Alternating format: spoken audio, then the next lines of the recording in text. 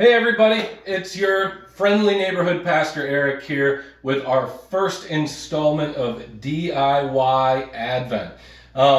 Most years, one of the cherished traditions at St. Paul United Church of Christ is gathering in our sanctuary for each of the 4 Sundays of Advent, culminating in a beautiful candlelight service on Christmas Eve. Obviously, this year things are different than they have been in the past. In some ways, it's stressful and hard. It's been difficult to be apart from one another. So all the more reason for us to try some new activities that at least make us feel like we're together, and activities that we can do with the folks that we are actually together with in our homes. One of the traditions that we hold sacred at St. Paul is that on each Sunday in Advent, we invite members of our church, individuals and families, to join together in lighting our Advent wreath. One member of the family, sometimes multiple members of the family, take turns in reading sacred holy words that we call liturgy and offering a short prayer as we light each of the candles representing each Sunday in Advent. Each of those candles represent the things that God came into the world in the form of a tiny newborn baby named Jesus to show us. These things are hope, love, joy, and peace.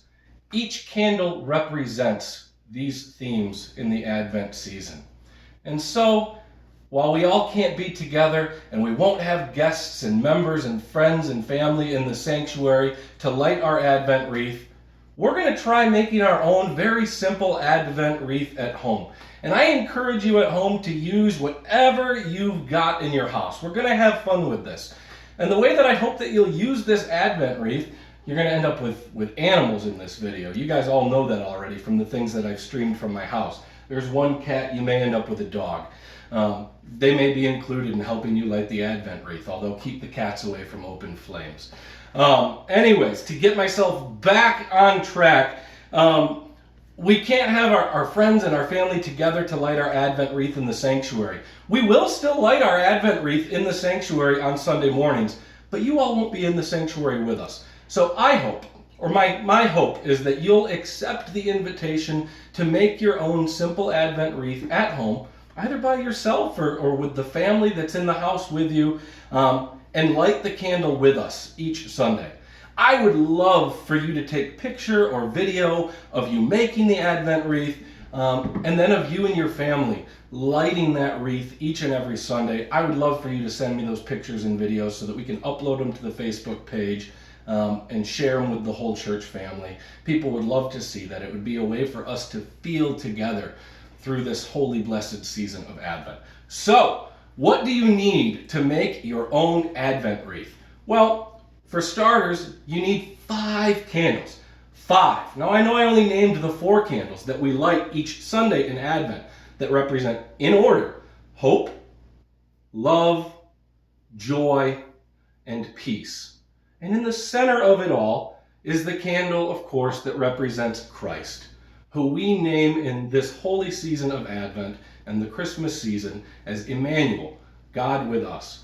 That candle goes in the center of wherever you're going to set up that wreath. For what it's worth, I bought all of these candles at the dollar store. What's sort of funny is that they're all really cheap scented candles, but mom, dad, whoever, don't worry. You're only going to have this lit for a short time. It's not going to make the house smell really, really weird. Find whatever candles in the house that you can. I found purple, and is it still recording? Yeah. All right, here we go. You guys are all used to all these little glitches by now, so it's no big deal. I went with the traditional colors of the Advent wreath. So the first 3 that we always light are purple, and then we light the joy candle, which is always a different color because it's just a different spirit to celebrate joy.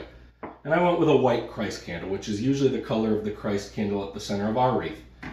I also bought a very cheap platter for $1 at the dollar store.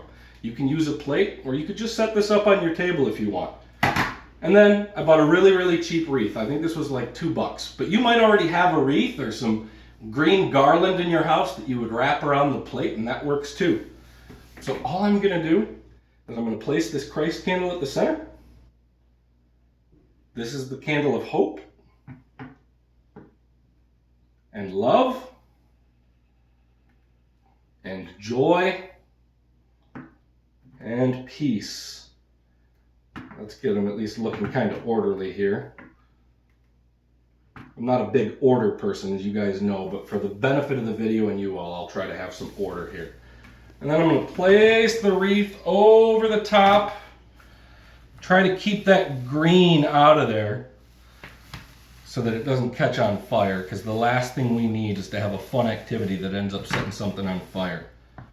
And I've got my wreath in place, and then I'm going to go grab a lighter. And on the first Sunday of Advent, for example, and one quick PSA that I want to make. Kids, if you're watching this video, make sure that you get help from an adult to light the candle. Don't do it by yourself. Always make sure that you have an adult there to help you lighting the candle. It's very important. Safety first.